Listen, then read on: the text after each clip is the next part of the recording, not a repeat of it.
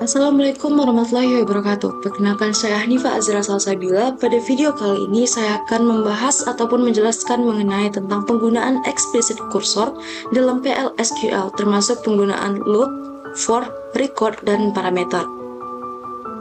Pada bagian pertama, kita akan membahas mengenai tentang konsep dasar dari looping.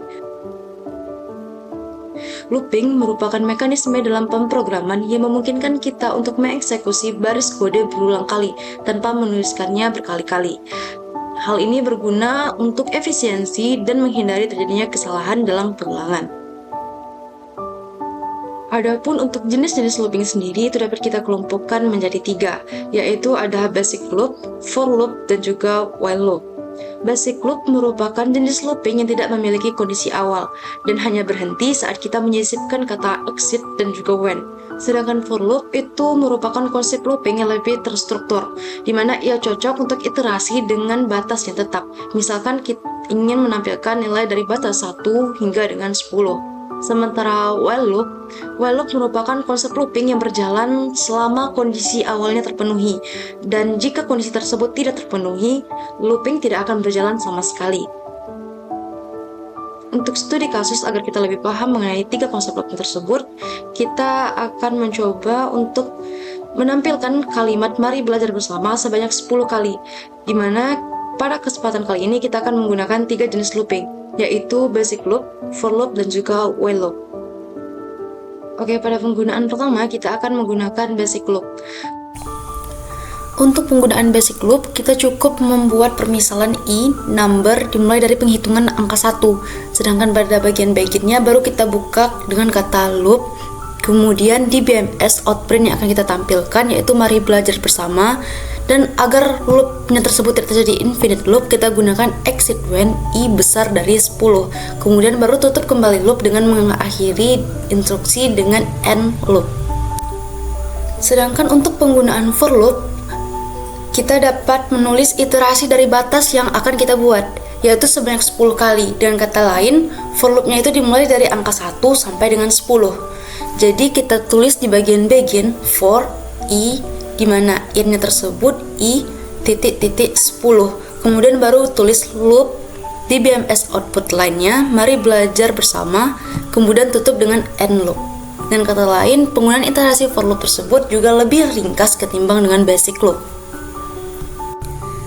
Sedangkan dalam penggunaan while loop, kita harus membuat suatu kondisi yang menciptakan looping tersebut dapat berlangsung ataupun berjalan. Jadi di sini kita buat deklarasinya i number titik 2 sama dengan 1, sedangkan di bagian kita buka dengan kata while. Apabila i kecil dari 10, maka proses looping akan berlangsung, di mana looping tersebut akan mengoperasikan di BMS mari belajar bersama. Kemudian di bawahnya kita tulis increment, yaitu untuk menaikkan nilai dari 1 hingga dengan 10 tersebut, di mana untuk increment tersebut i titik 2 sama dengan i plus 1, kemudian baru kita tutup dengan end loop. Oke, dari ketiga pengaplikasian looping tersebut kita dapat melihat perbedaannya. Dari basic loop kita harus menggunakan exit dan when untuk mengakhiri proses looping. Di for loop kita menggunakan for in, sedangkan di while loop kita harus menciptakan kondisi yang tepat agar looping tersebut dapat berlangsung. Kita lanjut ke materi berikutnya, yaitu jenis-jenis kursor di PL/SQL. Jenis kursor itu dapat kita kelompokkan menjadi 2, yaitu ada implicit kursor dan juga explicit kursor. Implicit kursor merupakan kursor yang dibuat otomatis oleh PL/SQL ketika kita menjalankan perintah SQL seperti insert, update, delete, ataupun select into, di mana perintah ini hanya akan mengembalikan satu baris data saja. Untuk penggunaan dari implicit kursor sendiri dapat teman-teman lihat sebagai berikut. Berikutnya yaitu explicit kursor. Explicit kursor merupakan kursor yang dideklarasikan secara manual oleh programmer, di mana explicit kursor sendiri digunakan untuk menelusuri hasil query yang mengembalikan lebih dari satu baris data. Untuk langkah penggunaan explicit kursor, kita perlu melakukan yang namanya deklarasi kursor terlebih dahulu. Kemudian kita melakukan open untuk membuka kursor, fetch untuk mengambil data, dan close untuk menutup kursor tersebut. Untuk struktur penulisan kursor dari explicit kursor yaitu kita tulis kursor, nama dari kursor yang kita buat is, kemudian select data dan from where data yang ingin kita tampilkan dalam kursor tersebut. Kursor dengan parameter. Parameter adalah nilai input yang diberikan ke kursor saat kursor dibuka. Parameter ini digunakan untuk menentukan hasil query yang akan dijalankan oleh kursor, sehingga query bisa berubah-ubah tergantung nilai yang diberikan. Di mana fungsi dan kegunaan parameter itu sendiri yaitu membuat kursor menjadi lebih dinamis, menghemat code, dan mencegah terjadi duplikasi, meningkatkan fleksibilitas pemrosesan dalam data, serta membuat program tersebut lebih efisien dan terstruktur. Dan untuk contohnya yaitu sebagai berikut. Kita lanjut ke bagian berikutnya yaitu tentang record. Kursor dengan record adalah teknik dalam PL/SQL yang digunakan untuk mengambil seluruh baris hasil query sekaligus ke dalam satu variabel bertipe record. Keuntungan penggunaan record yaitu yang pertama, lebih praktis di mana kita tidak perlu mendeklarasikan variabel untuk setiap kolomnya.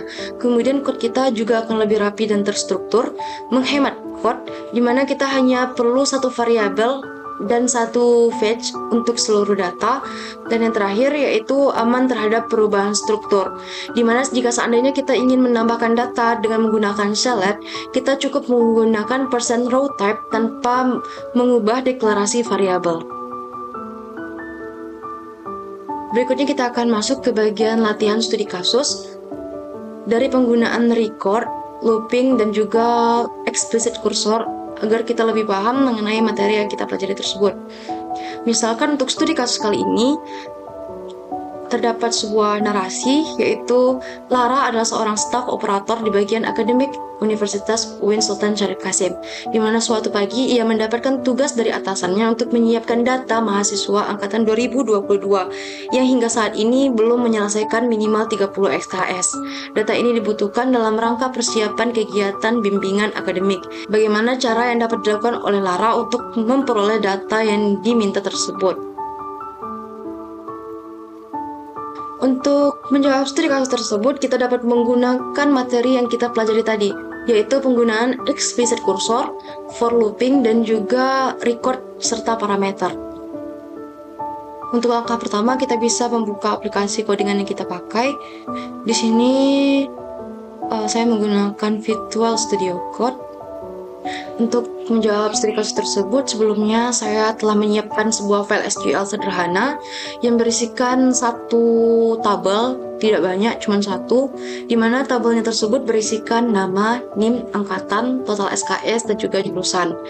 Di dalam tabel tersebut, saya juga telah menginputkan kurang lebih 52 data. Oke, setelah kita membuat file mahasiswa.sql tersebut, langkah berikutnya yang dapat kita lakukan, kita tinggal menjawab contoh soal ataupun studi kasus yang telah disiapkan sebelumnya. Untuk langkah pertama, kita bisa membuat sebuah file baru, di mana di sini saya buat explicit cursor.sql. Oke, setelah kita membuat filenya, kita buat set server output on di atas terlebih dahulu agar nanti hasil codingan kita tersebut langsung dapat ditampilkan di terminal. Oke, kita ingat lagi yang diminta dari studi kasus, yaitu angkatan 2022 yang belum mencapai 30 SKS. Kemudian ada jumlah mahasiswanya. Dari sini kita buat di declare itu ada 3 hal, yaitu yang pertama variabel angkatan dengan tipe datanya nanti number, kemudian variabel SKS juga number. Kemudian kita akan membuat juga total keseluruhan mahasiswa tersebut dari angkatan 2022 yang belum memenuhi 30 SKS tersebut. Declare V angkatan, tipe datanya itu number, titik 2 sama dengan 2022. Kemudian variabel SKS, tipe datanya juga number, titik 2 sama dengan 30. Counter, number, titik 2 sama dengan Oke, variabel counter ini nanti yang akan menghitung jumlah outprint yang keluar itu. Penghitungan total mahasiswa yang belum mencapai 30 SKS tersebut. Oke, kita lanjut ke bagian berikutnya, yaitu penggunaan kursor dengan parameter. Kita tulis instruksi kursor, kemudian nama kursornya C mahasiswa, buka kurung. Parameternya di sini kita buat 2, yaitu angkatan dan SKS. Jadi angkatan PR, tipe datanya number, SKS PR, tipe datanya number, is, kemudian select name, nama, total SKS, jurusan, from file yang kita buat tadi, nama tabelnya, from data mahasiswa, where angkatan sama dengan angkatan parameter, dan juga n total SKS kecil dari SKS. Oke, di sini setelah itu kita tulis instruksi begin.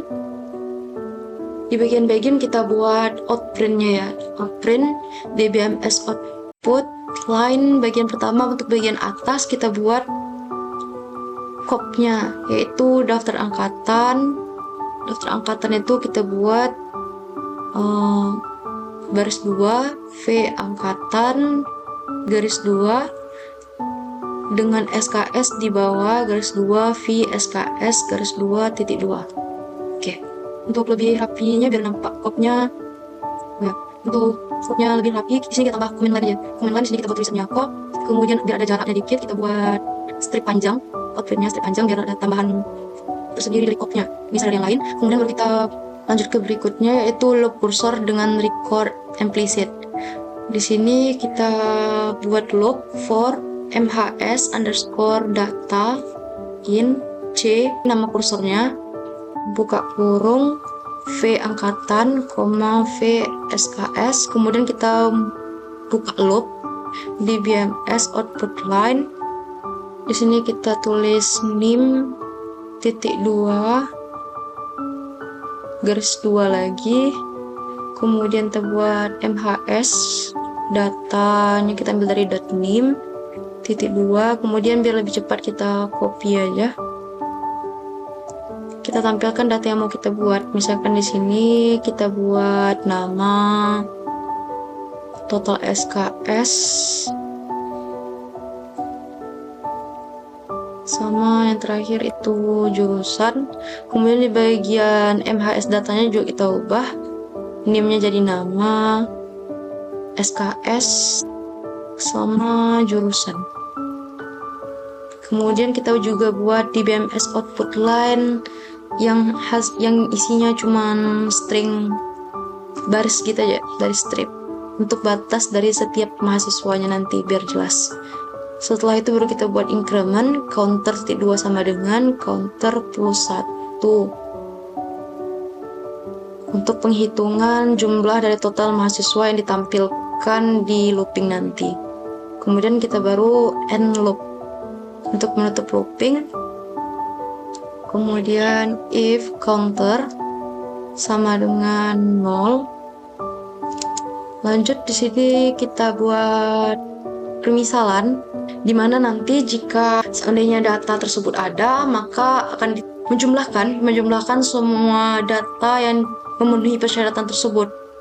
Kemudian jika data tersebut tidak terpenuhi ataupun data tersebut 0, kita buat dia menampilkan pesan data tersebut tidak ada gitu, tidak ada yang memenuhi. Jadi di sini kita buat if counter sama dengan 0 dan di BMS.output line. Di sini kalau dia 0 kita buat tidak ada mahasiswa angkatan V angkatan dengan SKS di bawah baris 2 lagi V SKS. Kita buat tanda titik 2 strip. Tapi jika nilai memenuhi, di sini kita buat else-nya di BMS output line total mahasiswa angkatan, kita buat juga baris tegak 2 V angkatan, baris tegak lagi 2 buah dengan SKS di bawah garis 2 V SKS. Kita buat tanda kutip adalah garis 2, kemudian baru kita buat counter total keseluruhannya. Kemudian terakhir baru kita buat and if. Oke, di sini code kita udah jadi. Setelah and if ini kita tutup dengan n lagi, baru slice hingga codingan dieksekusi. Di sini kita coba running. Ini enggak. Kita tambah tanda kurungnya kurang ya. Tanda kurung kurang, kita cek lagi. Oke, fix. Running.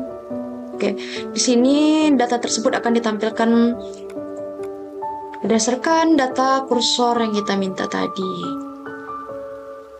Jadi tadi kan diminta tampilkan angkatan 2022 dengan SKS yang di bawah 30. Jadi di sini di kopnya kita buat semua data mahasiswa yang kurang dari 30 SKS akan ditampilkan. Kemudian di if else terakhir juga ditampilkan total mahasiswa yang yang memenuhi persyaratan tersebut. Di sini total mahasiswa angkatan 2022 yang belum memenuhi 30 SKS ada 15 orang. Dan di sini kita juga bisa ubah angkatannya, kriterianya. Misalnya di sini kita ubah angkatan yang kita cari itu 2020 yang belum 30 SKS. Di sini kita coba running. Di sini akan muncul tidak ada mahasiswa angkatan 2020 dengan SKS di bawah 30. Baik, mungkin sekian saja video dari saya, yaitu penggunaan dan penjelasan mengenai tentang explicit cursor yang memanfaatkan looping for, parameter, dan juga record. Salah dan kurang saya mohon maaf. Wassalamualaikum warahmatullahi wabarakatuh.